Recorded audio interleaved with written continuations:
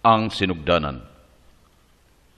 Sa sinugdanan, gihimo sa Dios ang kapanganuran o kalibutan. Ang kalibutan mingaw o gulay sulod, apan ang Espiritu sa Dios naglihok ibabaw sa katubigan.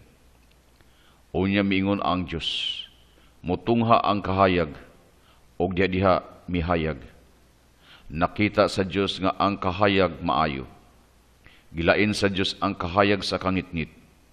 Giingnan niya ang kahayag, ikaw ang adlaw, og sa kangitngit, ikaw ang gabii, mokadto ang unang adlaw. Miingon ang Dios, mapundok ang mga panganod sa kahitasan, gikan niini mubundak ang ulan sa kalibutan. Mingon ang Dios sa itaas, ikaw ang langit, mokadto ang ikaduhang adlaw. Miingon ang Dios, magtigom ang katubigan aron motungha ang ugang yuta. Og miingon ang Dios sa ugang yuta, ikaw ang yuta. Sa natigom nga tubig, ikaw ang dagat. Nakita sa Dios nga maayo ang langit, yuta ug dagat. Miingon ang Dios, moturok ang nagkalinlaing tanom og kakahuyan. Ang yuta na puno sa berdeng tanom nga mitubo.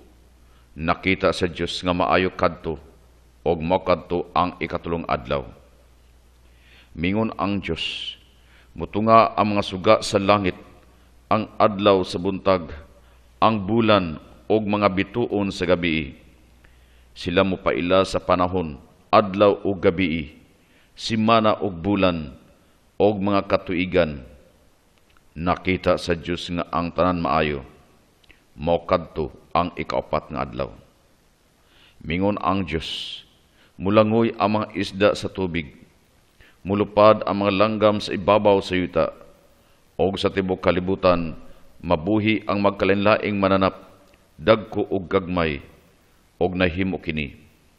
Nakita sa Dios nga maayo ang tanan, mokadto ang ikalimang adlaw.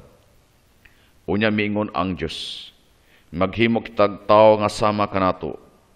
Ipiyal ko kanila ang kalibutan, tanang isda, langgam, mananap og tanom, o gibuhat sa Dios ang tao nga sama kaniya.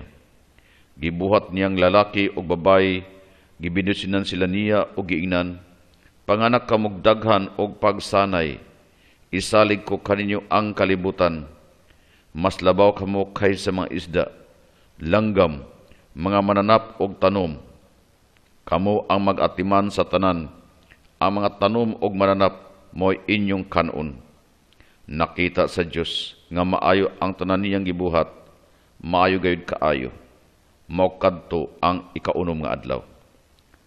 Sunod sa unom ka adlaw, gibuhat sa Dios ang kalibutan, ang langit, yuta, dagat ug ang tanan may kinabuhi.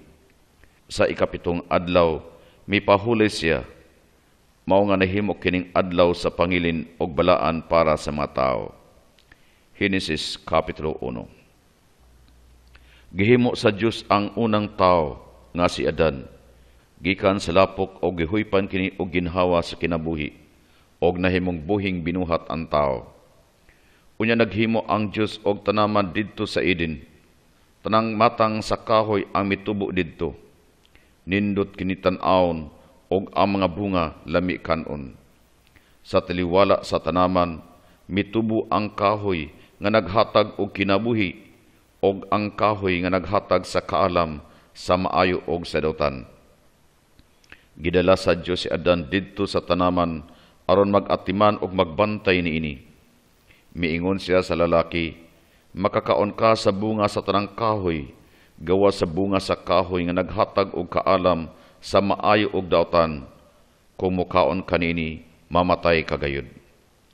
Dili gusto ang Ginoo nga mag-inusara ang tao. Busa gidala sa Dios ang tanang mga hayop ug langgam ngadto ni Adan aron nganlan niya. Apan sa tanan ini, wala say nakitang pareho og angay kaniya. Busa gipakatulog sa Dios si Adan og gikuhaan og gusok nga maoy gihimong babayi. Pagkakita ni Adan, miingon siya, pareho siya kanako, nganlan ko siya og babayi, kay gikan man siya kanako. Ang lalaki ug babayi pulos hubo.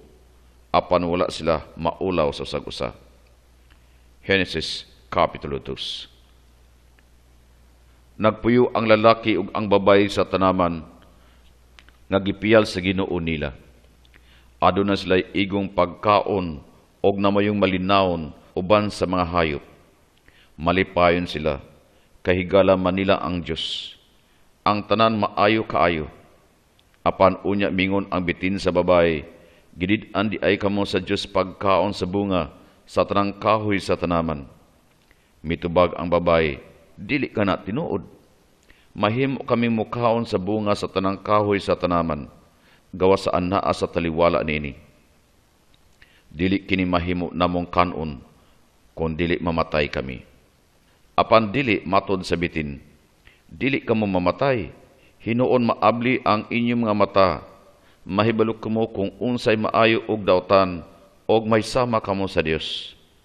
Nakita sa babay nga laming kanon ang bunga ni adtong kahoy nga makahimo niyang manggialamon. Mikuha siya og gikaon kini. Gihatagan niya ang iyang bana aron mukaon usab. Unya naabli ang ilang mga mata. Nakita nila nga hubo sila. Busa naghimo silang mga tapis gikan sa mga dahon sa igira. Pagsalop sa adlaw, nadungog nila ang mga tunob sa Dios sa tanaman. Mitago sila. Gitawag sa Dios ang lalaki, "Hain ka." Mitubag si Adan, "Nadungog ko ang imong tunob, nahadlok ako og mitago kay hubo man ako." Nangutana ang Dios, "Giunsa man nimo pagkasayod? Mikaon ka ba sa kahoy nga gidili ko kanimo?" Gibasol ni Adan ang babayi, "Siya ang naghatag kanako og mikaon ako." O gibasol usab sa babayi ang bitin, "Iya akong gitintal." Og ang Dios miingon sa bitin, "Tungod sa imong nabuhat, tungluhon ka. Magkamang ka, og abog ang imong kanon. Ang babay mahimo mong kaaway. Ang iyang kaliwat kaaway sa imong kaliwat. Tumba nila ang imong ulo, og paako nimo sila sa tikod." Sa babay miingon ang Dios, "Malisdan ka. Kasakit ang imong bation inig panganak nimo." Sa lalaki miingon usab ang Dios, "Ang akong sugo imong gisupak. Makita nimo nga ang kalibutan dili paraiso.